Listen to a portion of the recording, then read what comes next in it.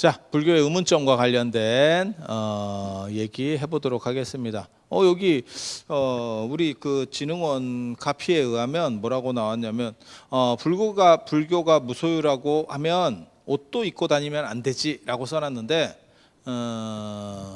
굉장히 도발적이죠. 맞는 얘기입니다. 맞는 얘기입니다. 사실 무소유하고 무집착을 구분 못하시는 분들이 많이 있어요. 완전히 다른 개념입니다. 완전히 다른 개념입니다. 무소유는 법정 스님 때문에 생긴 이야기인데 자꾸 무소유를 안분지족 아니면 소욕 이런 쪽으로 정당한, 그러니까는 어떻게 보면 검소함의 가치, 소욕지족 뭐 이런 식으로 생각하시는 분들이 있는데 그거 아닙니다. 무소유는 진짜 아무것도 없는 거예요. 아무것도 없는 거예요. 그래서 인도에서 실제로 무소유를 주장한 팀이 있죠. 그러니까 불교보다 약간 선배 종교인 자이나교입니다. 자이나교. 그래서 걔네는 우리가 오계 하듯이 걔네도 오계예요. 그래서 살도, 음망, 불살생, 불투도, 불망어, 불사음까지는 똑같고 불음까지는 똑같고 오계 중에서 살도, 음망, 거짓말하지 마라, 살생하지 말라, 살도, 도둑질하지 말라, 음행하지 말라, 그 다음에 망어, 거짓말하지 마라는 똑같고 우리는 술이잖아. 술 먹지 마라가 있는데 얘네는 무소유입니다. 무소유. 그래서 얘네 성직자는 벗고 다닙니다. 무소유. 알몸 까고 흔들흔들하면서 다녀. 이게 남자는 다 벗고 다니고 이걸 공의파라고 하고 허공을 입었다 그래서 공의파. 그 다음에 상태가 좀 떨어져서 저것들은 약간 원칙적이지 않아. 저게 무슨 현실과 타협했어 이 자식들 이러면 흰 옷만 입고 다닙니다. 그래서 그걸 백의파라고 합니다. 그리고 우리의 비구니에 해당하는 여성들은 다 흰 옷만 입고 이렇게 다니도록 되어 있어요. 그래서 최고의 수행자들은 다 옷을 벗고 다닙니다. 그리고 아무것도 없어요, 진짜. 그게 무소유입니다. 그러면 자이나교는 잘 모르겠고 좀 알만한 분을 얘기해 주시면 안 돼요? 간디 생각하시면 됩니다. 간디가 하는 게 제가 인도 가서 그런 얘기 하거든요. 간디 유적지 가지 마라. 처음에 간디 유적 갔다가 전국에 간디 유적이 다 있습니다. 인도 가시면 야 이게 뭔가 싶었죠. 왜? 간디 유적의 특징은 텅 빈 방이 하나 있고 그 다음에 게다짝 같은 거 이런 쓰레빠 한 세트가 있습니다. 그리고 돗자리 하나 끝입니다. 끝입니다. 조금 더 추가되면 물레 있습니다. 물레 나옵니다. 우리 간디 영화 볼 때 이렇게 물레 돌리는 거 있잖아요. 다 압니다. 아무것도 없습니다. 아무것도 없습니다. 안경 그런 거 나온다. 끼케야 그런 거. 그래서 처음에 나는 간디 뭐 유적 뭐 이렇게 해서 되게 뭔가가 있나 이렇게 뭘 모아놨나 했더니 그게 다야. 다른 데를 또 갔어. 다야. 다른 데를 갔어. 다야. 왜? 그게 무소유예요. 그게 무소유예요. 그러니까 뭐 법정 스님이 말씀하시거나 이런 식의 무소유는 그게 무소유가 아니에요. 그러니까 소욕지족, 그러니까는 적게 우리가 쓸 수 있는 정도만 가지고 만족하면서 살자. 라고 하는 게 아니에요. 진짜 아무것도 가지지 말자가 무소유예요. 말 자체를 봐봐. 그냥 소유가 없다잖아. 소유 땡푼. 그러니까 김국환 선생이 말한 알몸으로 나왔지만 옷 한 벌은 건졌지 않소 소유입니다. 김국환은 소유를 얘기한 거야. 무소유는 진짜 아무것도 없는 거. 알몸으로 나왔으면 알몸으로 가. 이게 무소유입니다. 그래서 불교는 이 무소유를 비판해요. 그러니까 여러분이 생각하는 그런 무소유 아닙니다. 그러니까 법정 스님이 제가 보기에는 무소유 개념에 대해서 정확한 판단을 잘 못하셨던 것 같아.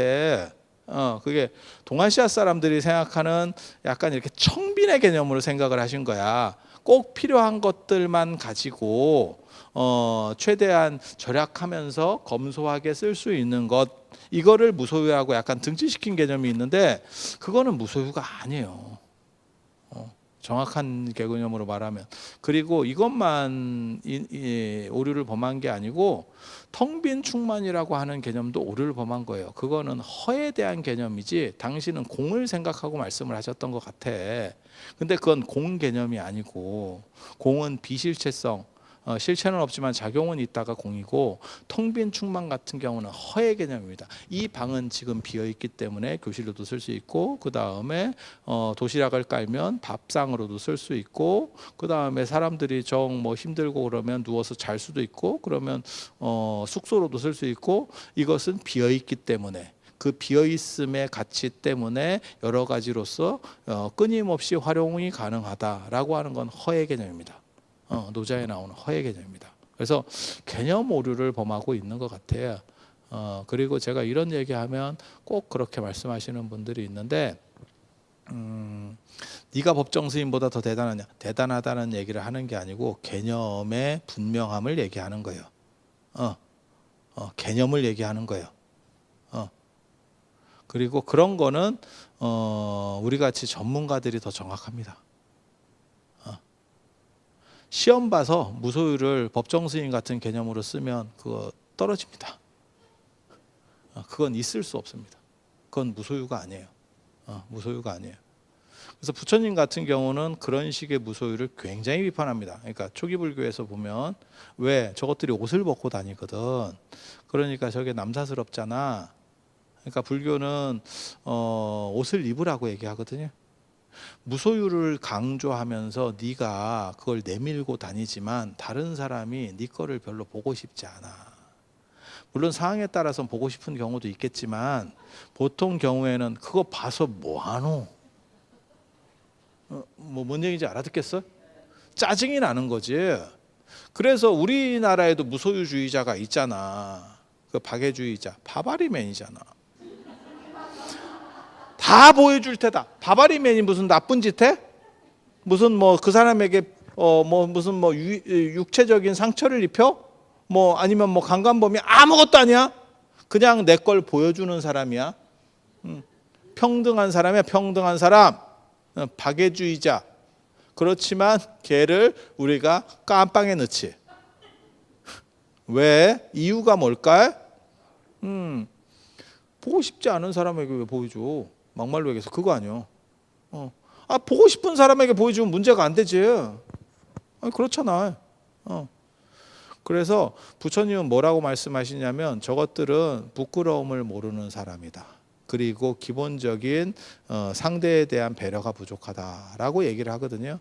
왜? 옷이라고 하는 것은 나를 위해서 입기도 하지만 상대와 관련돼서 입기도 하거든요. 그러니까 면접 보러 갈 때 다르고 결혼식 하러 갈 때 다르고 그 다음에 상가집 갈 때 다르고 이렇게 다 대응점들이 다른 거죠. 그래서 불교는 뭐라고 얘기하냐면 왕궁에 가거나 탁발할 때는 언제나 대의를 입어라. 제일 좋은 옷을 입어라. 왜? 그것이 나에 대한 부분도 있지만 상대에 대한 예의이기도 하기 때문에. 그런데 얘네는 무소유라고 까고 다니니까. 그리고 불교가 자인화교를 이렇게 비판할 때 자인화교도 불교를 더럽게 비판합니다. 왜? 저것들은 소유자다. 이거 굉장히 중요한 대목이에요. 부처님 당시 교단은 삼위일발이에요. 삼위일발. 옷 세 벌하고 바루밖에 없어. 그걸 소유라고 비판하는 거예요. 저것들은 빠졌다. 쉽게 말해서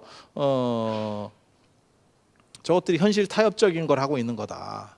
저렇게 수행이냐? 이렇게 비판하거든. 걔네는. 그렇게 비판하거든. 법정 스님 기준으로 보면 삼위일발이면 무소유가 맞죠. 근데 그 자인화교는 그걸 비판하고 있는 거예요. 지금. 아니 맞잖아. 그래서 그 무소유가 아닙니다. 그 무소유가 아닙니다. 원칙 개념은. 그래서 아무것도 없는 게 무소유예요. 그리고 부처님은 그걸 비판했어. 그럼 불교는 어떻게 하라고 했느냐? 정당한 소유는 문제가 없다. 집착하지만 않으면. 마치 거울이 사물을 비추듯이 잘생긴 사람은 잘생긴 사람으로 비추고 못생긴 사람은 못생긴 사람으로 비추듯이 잘생긴 사람이라고 해서 더 오래 비추고 못생긴 사람을 더 적게 비추는 게 아니고 집착이 없는 거지. 내가 이러한 뭐 염주를 쓰거나 핸드폰을 써. 하지만 집착이 없으면 그것은 큰 문제가 없다는 거예요. 내 이것 때문에 뭐 매니아가 돼서 네, 염주는 저는 매니아입니다. 저는 집착이 있는 사람입니다. 여기는. 하지만 핸드폰이나 이런 책에는 큰 집착 없어요. 큰 집착 없어. 그러니까 그냥 누가 뭐 이렇게 저렇게 하면 그냥 줄 수도 있는 거예요. 아니 그렇잖아. 이게 뭐 대단해? 염주를 주세요? 안 됩니다. 그건 집착의 물건입니다. 저희 집착의 물건. 그래서 집착의 물건 같은 경우는 특징이 뭐냐면 안 가지고 좀 오래 있으면 사람이 약간 불안해져요. 그러니까 염주 같은 경우도 계속 돌리던 사람들이 안 돌리고 있잖아.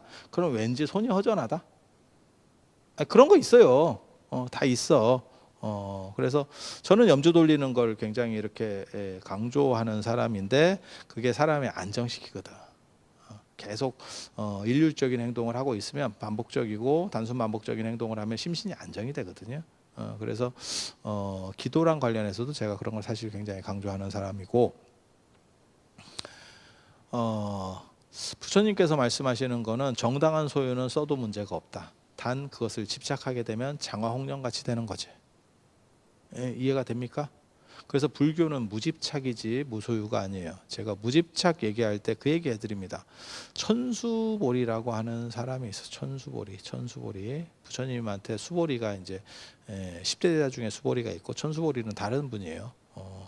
그러고 보니까 둘 다 돈 있는 사람이네. 굉장한 천수보리도 굉장히 귀족인데 천수보리가 부처님에게 출가를 왔을 때 이 사람은 귀족이기 때문에 부처님 밑에서 이제 수행을 하러 딱 왔는데 이 사람이 옷에 대한 집착이 있어요. 옷 좋아하는 사람인 거야. 사람마다 그게 좀 다르잖아. 음식 좋아하는 사람도 있을 수 있는 거고 뭐 차 같은 거 좋아하는 사람도 있고 집기 같은 거 침구 좋아하는 사람이 다 사람마다 좀씩 다르잖아요. 그게 있을 수 있잖아요. 근데 이 사람이 옷 이런 게 좀 이렇게 꽂혀 있었대. 그래서 누더기를 주니까 사람이 수행이 안 되더래. 나는 이게 굉장히 왜 쪽팔리다는 생각 때문에 수행을 하려고 그러면 아이씨 너가 나 쳐다보고 있는 거 아니야? 아이씨 뭐요? 이런 생각을 자꾸 하는 거야. 그래서 이 천수보리가 부처님을 찾아갑니다. 속퇴해야겠습니다. 이유가 뭐냐? 옷이 쪽팔려서요. 속퇴 이유치고는 참 장하다 이놈아. 이렇게 된 거야. 아니 진짜 초기경전에 나오는 얘기야 이게 지금.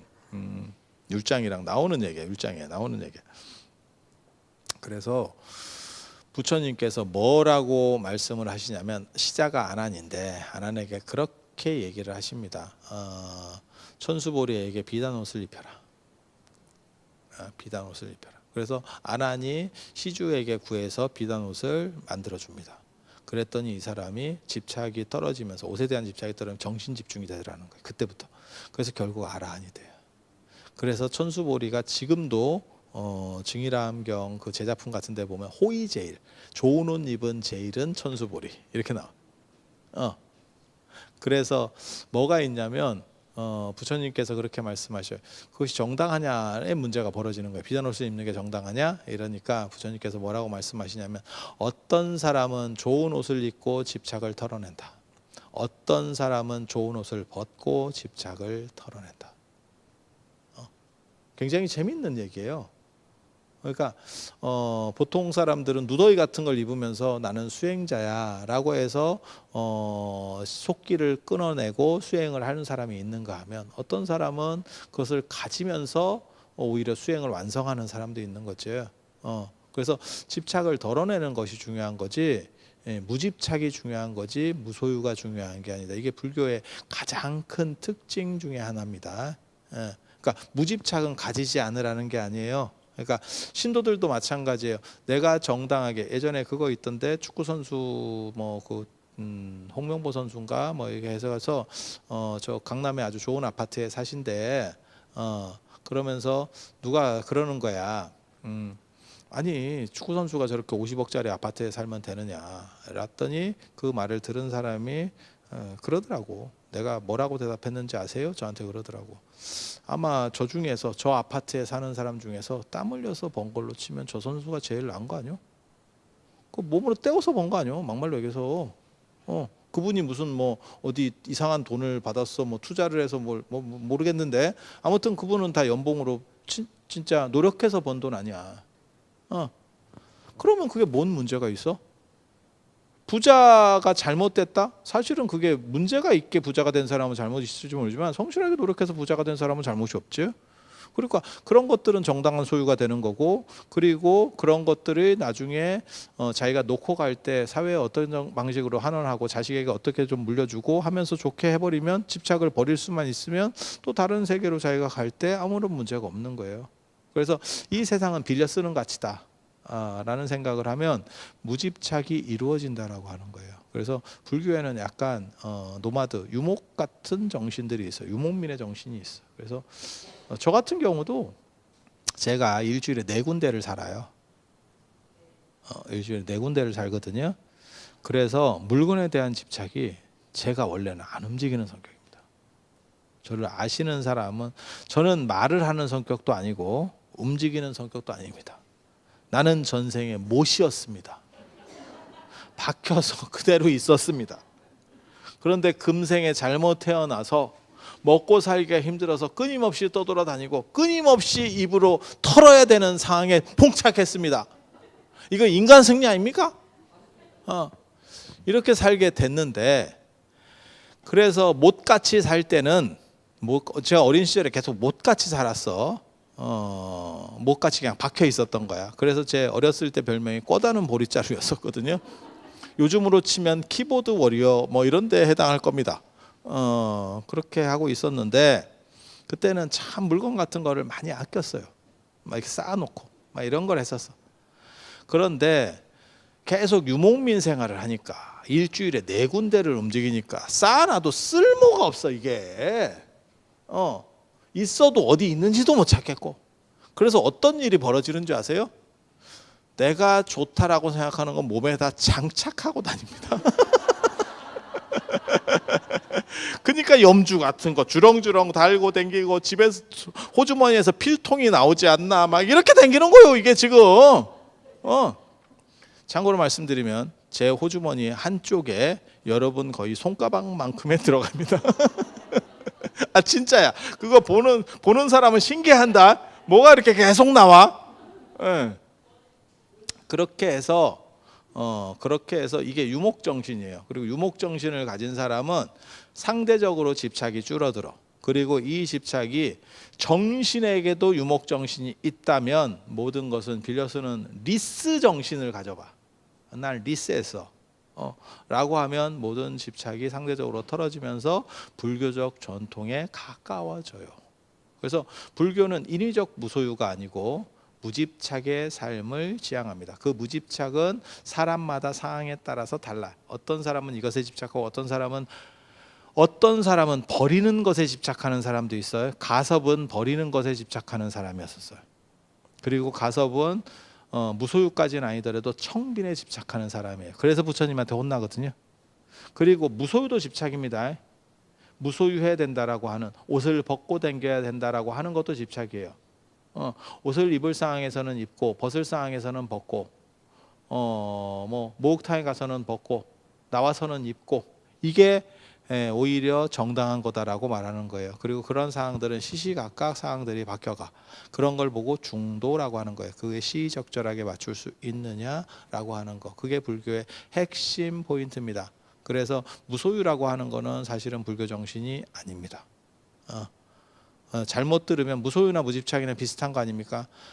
계속 얘기하지만 완전히 다른 겁니다. 완전히 다른 겁니다. 그것은 이기주의와 개인주의를 구분하지 못하는 것보다 더 큰 개념 차이입니다. 더 큰 개념 차이입니다. 그래서 그렇게 얘기하는 사람들이 있으면 그게 그거 아닙니까? 라고 말하는 사람이 있으면 웃기지 말라고 해야 됩니다. 간디 같은 사람이, 그건 옛날 얘기니까요 라고 할지 모르지만, 간디 같은 사람이 그게 얼마 안 된 분이잖아요, 간디가. 그런데 그렇게 사는 거를 그 사람은 무소유라고 생각한 거예요. 지금 오늘날 큰 스님들 뭐 아무리 청빈하게 산다라고 해도 간디같이 살 것 같아? 돗자리 하나에 샌들 하나? 됩니까? 그런 스님 제가 본 적이 없습니다. 외국에서도 본 적이 없습니다. 달라이라마 그렇게 안 삽니다. 맞죠? 그래서 불교는 무소유주의가 아니에요. 그리고 법정 스님이 말씀하시는 것도 무소유는 아닐 거라고 생각합니다. 소욕지족은 무집착을 통해서 최소한의 어떻게 보면 꿀벌이나 나비가 꽃에서 꿀과 향을 취하고 꽃가루를 옮겨주듯이 꽃에는 해를 주지 않고 이익을 주듯이 가는 것, 그게 제가 알기로는 법정 스님의 무소유 정신 정도가 아닌가 싶어요. 그런데 그것은 무소유라기보다는 소욕지족이고 그 다음에 무집착이라는 걸 의미하는 겁니다. 그래서 무소유라고 그걸 쓴 거는 사실은 잘못된 단어 선택이에요. 잘못된 선택. 나중에 기회 되면 내가 왜 텅빈 충만이 허고 공과 어떤 차이가 있는 거, 이런 것도 내가 1시간 이상 떠들어 줄 수 있습니다. 우리는 또 노장 철학도 전문입니다. 제가 중학교 3학년 때 노자를 거의 외웠다라고 하는 사람이잖아. 진짜 질문을 받아볼게요.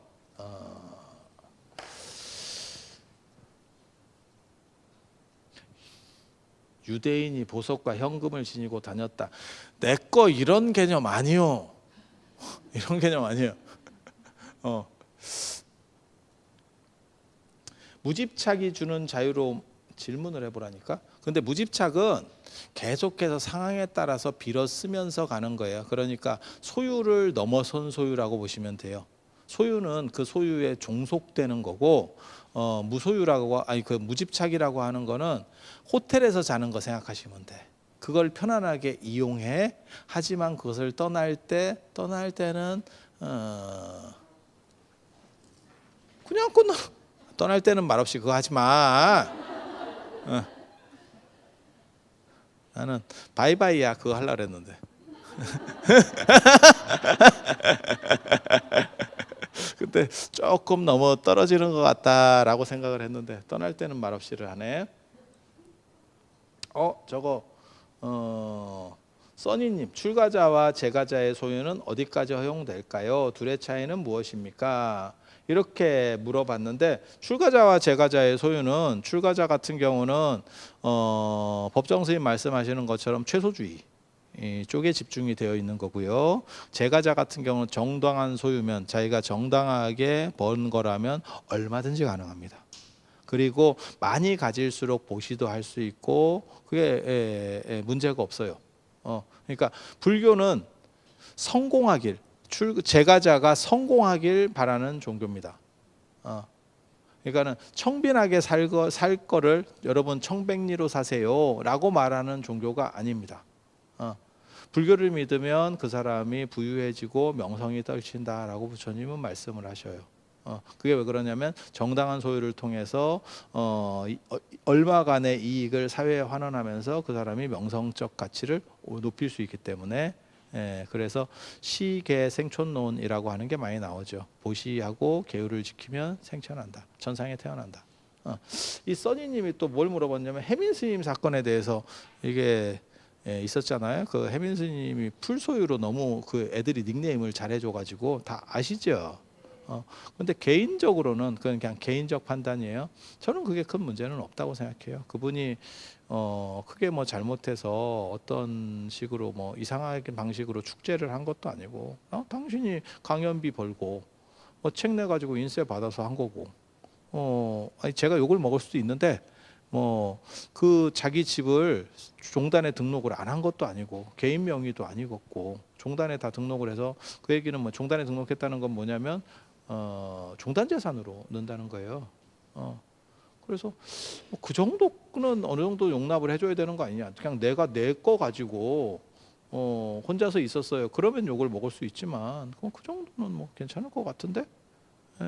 그런데 이제 왜 나중에 욕을 먹게 됐냐면, 우리 같은 사람이 그런 남산이 보이는 뷰를 가진 집을 가졌어요 라고 하면 아마 욕할 사람이 없을 거예요. 우리는 또 이미지가 그렇게 고고한 이미지 아니잖아. 그런데 문제는 혜민 스님이 그런 쪽으로 너무 털었지. 예, 뭔 얘기인지 아시겠어요? 그러니까 똑같은 방송에서 무리를 일으켰어도 노홍철은 지금도 잘 못 나오잖아. 왜? 바른 사람 이미지를 가졌었기 때문에. 그런데 싸이는, 제가 싸이 참 대단하다고 생각하거든요. 연예인이라면, 한국 연예인이라면 넘을 수 없는 두 가지 문제를 범했는데도 끄떡이 없어요. 그게 마약하고 군이거든. 이게 하나만 걸려도 연예인들이 훅 간다라고 하는 그 사건이거든요. 양수겹장을 맞았는데 월드스타 아닙니까? 왜? 싸이가 그랬을 때는 사람들이 어떤 반응이었냐면 그럴 줄 알았다. 만약에 유재석이 그랬다면 어떻게 그럴 수 있느냐, 우리가 그랬을 거예요.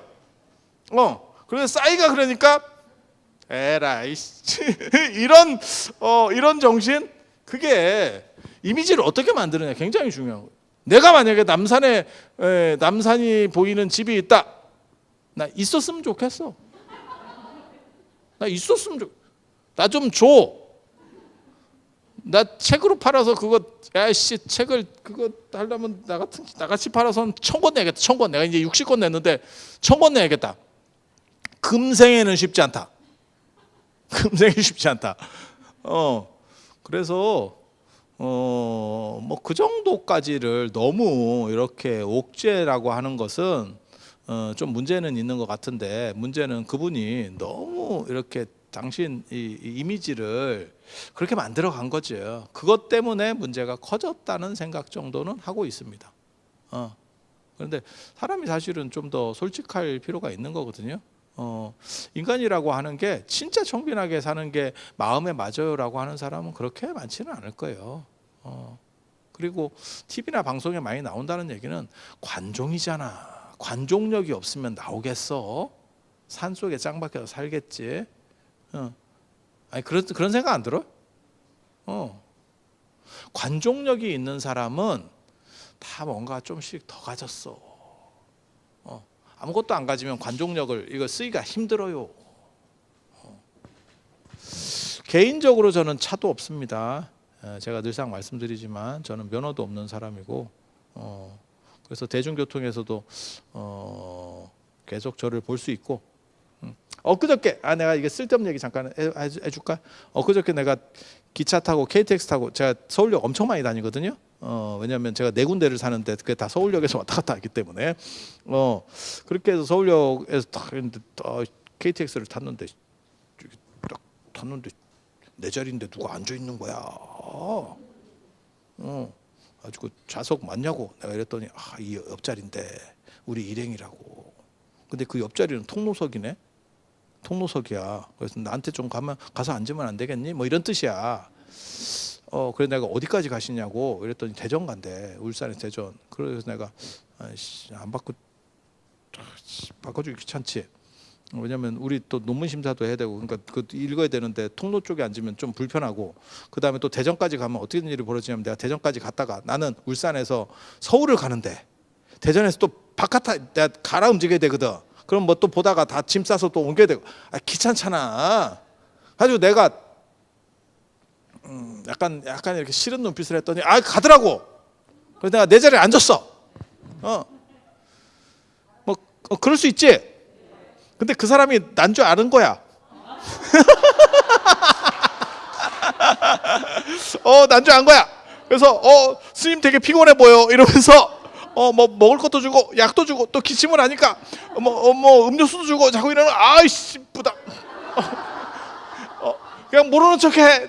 이럴래다가 이게 참 그때 귀찮더라도 옮겼어야 되나. 근데 또 내가 마스크를 또 잘못 쓰고 가가지고 자연이라고 써 있는 마스크.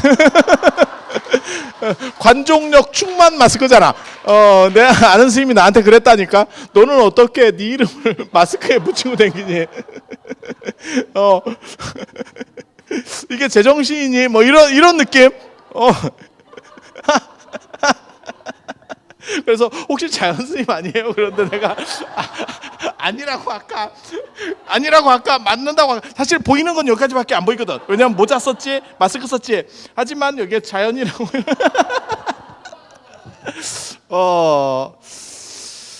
그래서 관종력 있는 사람 원래 다 이런 끼들이 있어요.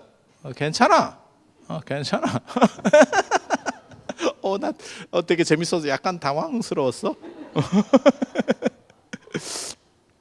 주둥이 터졌다고. 내가 피곤해서 주둥이 터졌는갑다고 이러면서 약 주더라고. 좀 받아먹기 좀 그렇고 또 줘주고 그랬었어. 그래서 관종력 있는 사람은 아무튼 전혀 소유가 없을 수는 없어. 그러니까 우리 같은 사람이 끊임없이 무언가를 얘기하고 하려면 책 같은 것도 계속 봐야 되고 계속 정보들을 업데이트해야 되잖아. 그렇지 않아? 더글로리가 유행해. 그러면 더글로리를 찾아봐야 될 거 아니야. 송혜교가 거기서 왜 찌짐이가 돼서 팔뚝에 찌짐이를 찧었는지 이런 건 내가 다 알아야 될 거 아니야. 그래 얘기를 하잖아 여러분들에게. 내가 당나라 때 선사 얘기만 계속 팔아봐. 그러면 누가 듣겠냐고. 그 사람들 죽어서 뼈도 안 남았어. 그걸 뭘 어떻게 할 거야.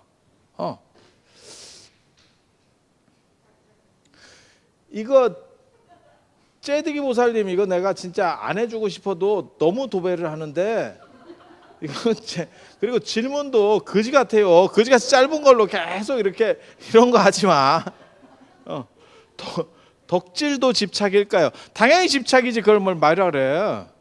그리고 집착이 나쁘다는 생각은 안 해요. 집착이 있어야 발전합니다. 단 집착만 가지고 있으면 그게 한계에 봉착하기 때문에 집착의 에너지를 승화시키는 게 중요합니다. 그리고 무소유가 나쁜 걸까요? 이렇게 나오는데 이게 행복지수님 무소유가 나쁜 걸까요? 나쁜 건 아니지만 정당하지 않습니다. 그리고 현대는 저거는 굉장히 좀 어떻게 보면 나쁜 쪽에 가깝습니다. 옷에 대한 무소유가 되면 그게 이제 어떻게 되면 범죄가 되는 거고, 그 다음에 능력에 대한 무소유가 돼버리잖아요. 그러니까 예를 들면 욕심이 너무 없어. 내가 가장인데 무소유 쪽으로 점점 가고 있어. 그러면 그 가장 자격 없다. 그래서 무소유는 절대 정당한 에너지를 발생시키지 못합니다. 집착은 승화시켜서 그 에너지를 가지고 또 다른 쪽으로다가 발전시켜 나갈 수 있는데 무소유는 이게 다운시켜 버리는 거거든요. 그래서 사람이 약간 피폐해진다라고 할까? 저는 무소유 같은 걸 별로 안 좋아합니다. 제가 제일 싫어하는 사람들이 누구냐면 대화를 하는데 말없이 계속 듣고만 있는 사람. 스폰지 같은 사람 진짜 짜증나거든. 뭔가 반응을 보이면 그걸 가지고 이게 호불호가 있으면 이 사람이 무엇을 원한다라고 생각해서 거기에 맞춰갈 수 있거든요. 그리고 또 싫어하는 사람이 누가 있냐면 이런들 어떠하리 저런들 어떠하리. 초기 불교 얘기를 해주면 초기 불교 대승불교 밀교 얘기를 해주면 다른 건지 같은 건지 그냥 부처님 말씀 에브리바디 다 오라요 뭐 이런 사람들 가르칠 방법이 없습니다. 가르칠 방법이 없습니다. 그래서 이게 왜 이렇게 달라져요? 어떻게 돼요? 이렇게 따지는 사람 좋습니다.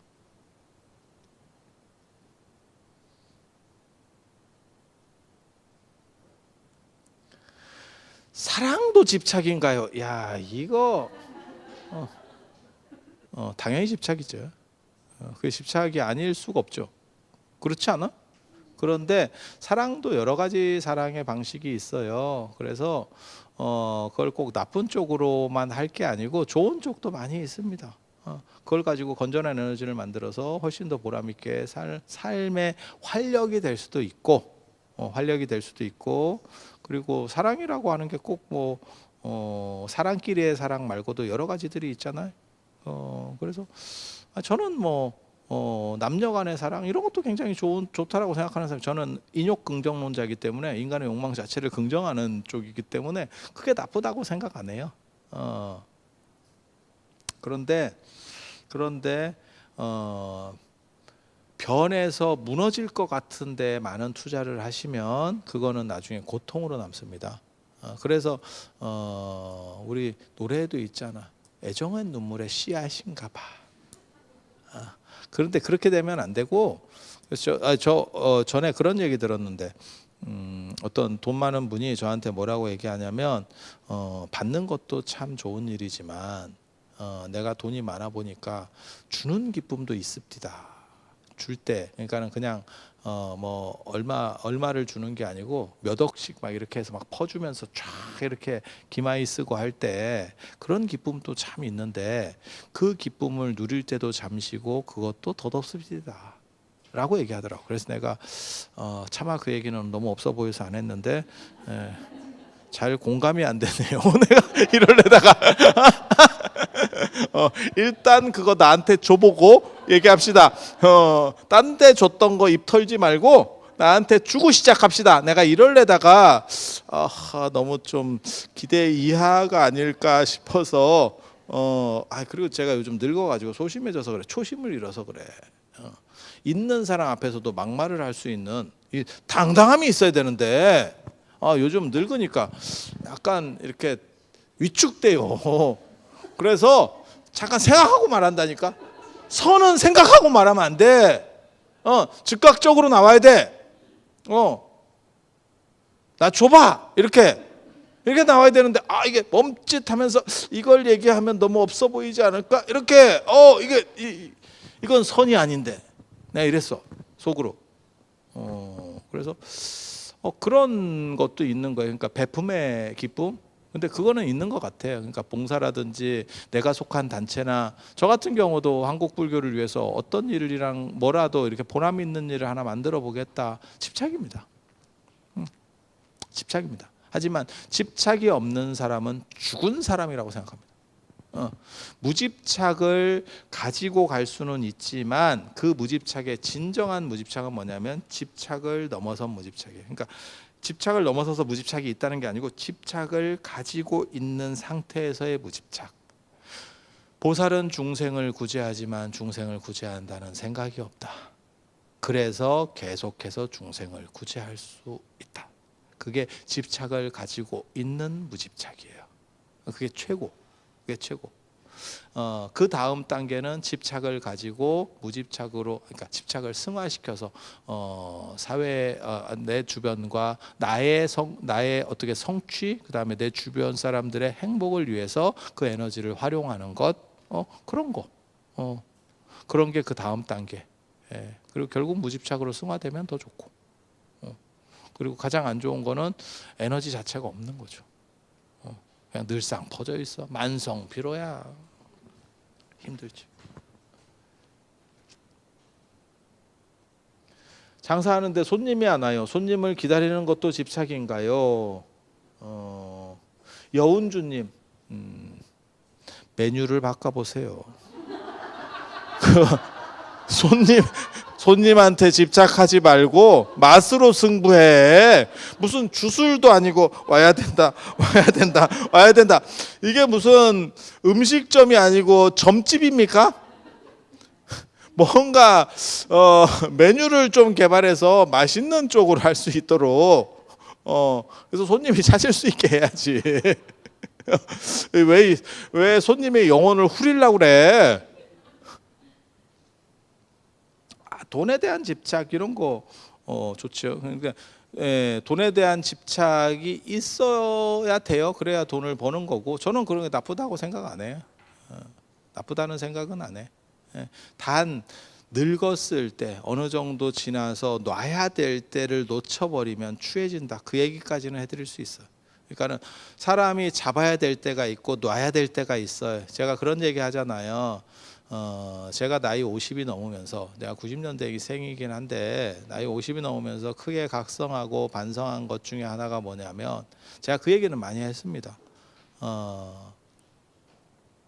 나이 50이 넘어도 무언가 발전만 잡고 도모하기보다 그렇게 사는 것은 내 자신에 매여서 뭐 성공이라든지 이런 쪽에 자꾸 그런 쪽에만 매여 있는 것은 슬픈 삶이고, 보람이라든지 대중을 위해서 안 그러면 내가 속한 집단을 위해서 무언가를 역할을 일조할 수 있는 상태가 되었으면 좋겠다. 그게 회항의 자세라고 하는 거거든요. 이제 정리할 때를 봐야지. 뭐 정리는 70이나 80에 하는 거 아닙니까? 그건 정리가 아니고요. 뺏기는 겁니다. 뺏기는 겁니다. 놓는 게 아니고요. 놓일 수밖에 없는 상황인 거고, 박수 칠 때 떠나라고 하잖아. 그게 제가 보기에는 50쯤에 그 터닝 포인트를 만드는 게 맞다라고 저는 생각을 하는 거예요. 그래서 나중에 기회가 되면 제가 조금 더 영향력 있는 사람이 될 수 있다면 50대에는 보람을 중심으로 사는 운동을 좀 했으면 좋겠어. 예. 사회와 이웃과 내 자신에게 보람된 거. 나는 그때 그 선택을 참 잘하고 뿌듯했어 라고 지나고 나서 그렇게 내가 눈 감으면서 야 내가 그때 그 선택은 진짜 너무 잘했던 것 같아. 마치 무엇과 같이 여러분들이 결혼할 때 여러분 박관장관을 만난 선택과 같이 나 그 선택 너무 잘했어. 내가 늘상 얘기하잖아요. 그렇게 믿어. 안 바뀌는 상태에서는 그렇게 믿어. 어쩌겠어. 물를 수도 없고 과거로 돌아갈 수도 없고 그래서 그런 여운이 남았으면 좋을 것 같고, 그 다음에 죽을 때 돼서 이거는 내가 뭐 하고 산 건가라는 생각을 한다는 거는 너무 공허하고 슬픈 것 같아요. 그래서 그런 삶은 지향해야 되겠다라는 생각 합니다. 뭐 특별한 내용이 별로 안 보이는 것 같으니까 오늘 이상하고, 다음 시간에는 5월 달에는 부처님 오신 날이 있으니까 부처님 오신 날과 관련된 부처님은 진짜로 오셨을까? 부처님은 진짜로 오셨을까라는 주제로, 왜? 부처님이 오신 게 아니고 인간 시다르타가 온 겁니다. 부처님 오신 날은 사실은 부처님은 언제 오셨느냐? 35세대는 12월 8일 날 그때 부처님이 되신 거잖아. 그래서 부처님 오신 날이라고 하는데 실제로는 부처님이 안 오셨네. 라는 주제를 가지고 부처님 오신 날 이야기를 해드릴 수 있도록 하겠습니다. 부처님 오신 날과 관련해서 뭐 관욕하는 것도 있고 연등 올리는 것도 있고 불공하는 것도 있고 뭐 여러 가지 의미들이 많이 있거든요. 그러한 내용들을 여러분들이 나는 절에서 이런 것들을 보기도 하고 해보기도 했는데 뜻을 잘 모르겠어요 라고 하는 것들을 올려주시면 제가 성심성의껏 무성의하게 대답해 드릴 수 있도록 하겠습니다. 자, 오늘 장시간 얘기 들어주셔서 굉장히 감사드리고요. 다음 시간에 또 뵐 수 있도록 그렇게 하겠습니다. 자, 감사합니다.